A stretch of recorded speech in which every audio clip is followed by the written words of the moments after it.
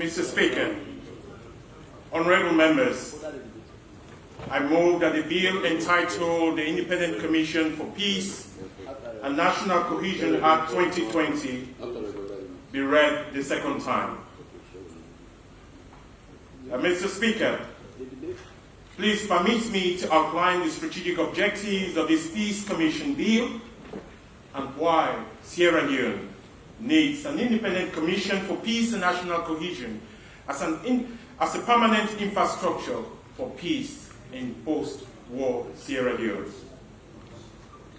Mr. Speaker, honorable members, today, peace has a permanent address in Sierra Leone, and that address is the Independent Commission for Peace and National Cohesion. Mr. Speaker, honorable members, let me simply state that without peace, there will be no development.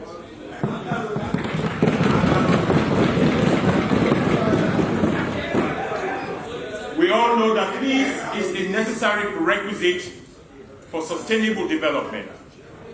And this is true for every community, every society, every country in the world. Sierra Leone is not an exception. So this self-evident truth, this global truism, is what has motivated the transformation of societies into peaceful, developed, stable, and secure countries. Mr. Speaker, honorable members, you will recall that at the state opening of Parliament in May 2018, His Excellency the President, Brigadier General Retired Dr. Julius Maada Bio, made the case for the establishment of an independent commission for peace and national cohesion. This was followed by the Bintimani III National Dialogue Conference in May 2019 that agreed on a roadmap for the establishment of the Independent Commission for Peace and National Cohesion. Mr. Speaker, let me take this opportunity to thank you in your capacity as Speaker and all honorable members of Parliament for participating in the Bintimani III National Dialogue Conference. Mr. Speaker, this bill today is the realization of the President's audacious vision to build and win the peace in Sierra Leone as the foundation for national cohesion and long-term national development. But Mr. Speaker, the Truth and Reconciliation Commission report of 2004 clearly stated that it requires committed leadership to create a new Sierra Leone. This is what this Peace Commission bill is all about.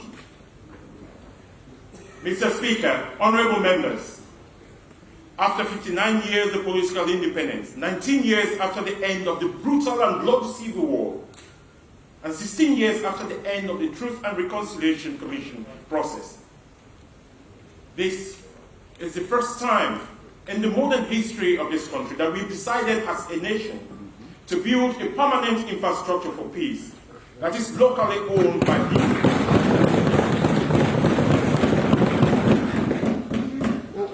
A permanent infrastructure for peace that is locally owned by people as an inclusive agency that is developed to use our own societal, cultural, traditional institutions, resources, and agencies to prevent conflict, manage and resolve conflict before they escalate into armed violence, and to promote and build and maintain sustainable peace. Mr. Speaker, honorable members, let me state very clearly here, we can never develop as a country. I repeat, we can never develop as a country. And no society or country, for that matter, I have to say, has ever developed without building an inclusive and participatory approach to national cohesion and long-term peace building. Mr. Speaker, honorable members, the strategic objective of this bill is to establish the foundation for inclusive peace in the new Sierra Leone that the Truth and Reconciliation Commission report called for. The bill and the Peace Commission, Mr. Speaker, will lay the long-term and resilient foundation for non-violent conflict resolution, and will serve as an agency to help prevent violent conflicts in Sierra Leone. The bill and the Peace Commission provides the opportunity to build and use our local capacity for insider mediation, of which members of parliament are all part of the insider mediation framework, so that we do not have to rely on external actors and the international community to always help us to prevent, manage, and resolve our own conflicts. This is about building our own capacity as a nation, as a people, as a society, for the difficult and complex task of conflict prevention, conflict management, conflict resolution, and peace building through national cohesion. Mr. Speaker, the preamble of the UNESCO Constitution clearly states, since war begins in the minds of men and women, it is in the minds of men and women that the defenses for peace must be constructed.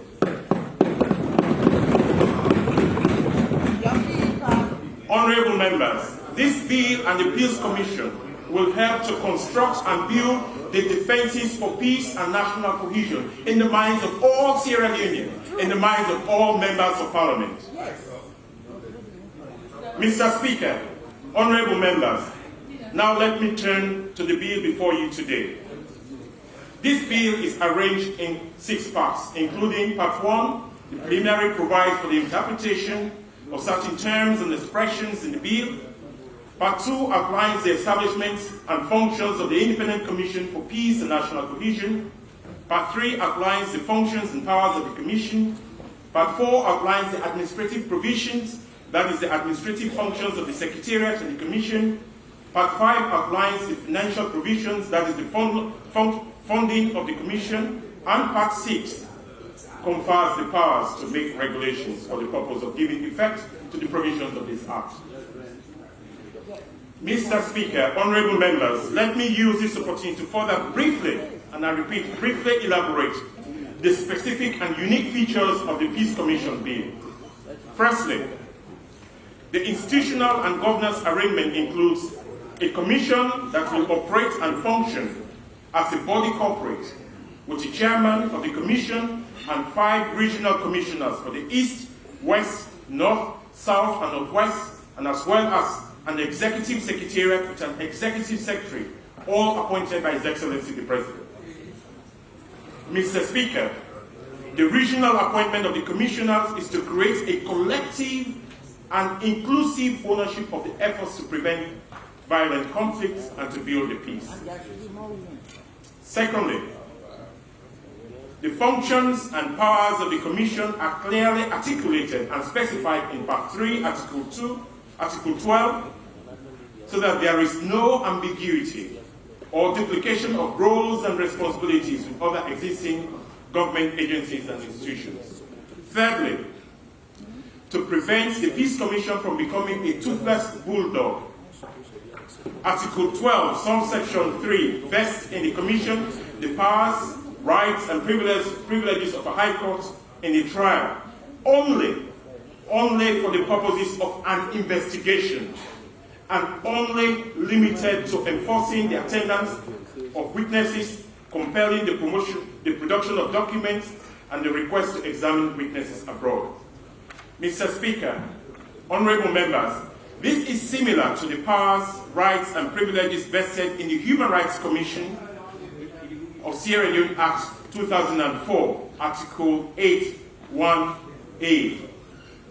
But the important distinction here, Mr. Speaker, is that in the case of the Peace Commission, the powers, the rights, and privileges of the High Court are only limited to an investigation. Fourthly, Article 13 confirms the independence of the Commission, in that, in the discharge of its functions under this Act, it shall not be subject to the direction or control of any person or authority. Again, Mr. Speaker, this provision is similar to the Human Rights Commission of Sierra Leone Act 2004, which also guarantees the independence of the Human Rights Commission as stipulated in Article 14.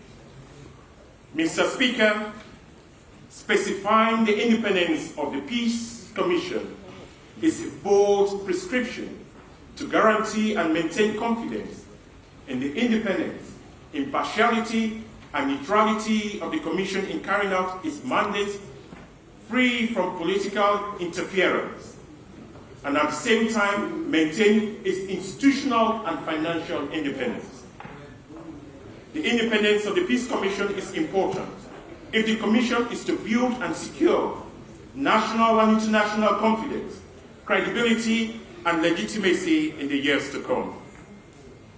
Mr. Speaker, honorable members, let me conclude by encouraging a bipartisan support for this bill, because peace and national cohesion are in the national interest.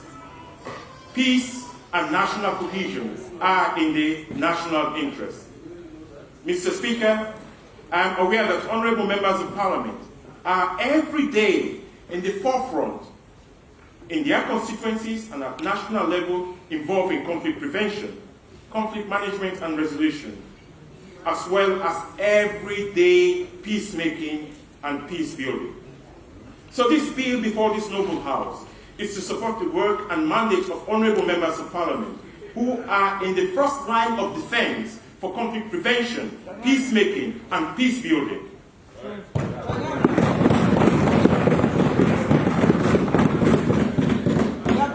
Mr. Speaker, honorable members, I move that the bill entitled the Independent Commission for Peace and National Cohesion Act 2020 be read the second time. Thank you.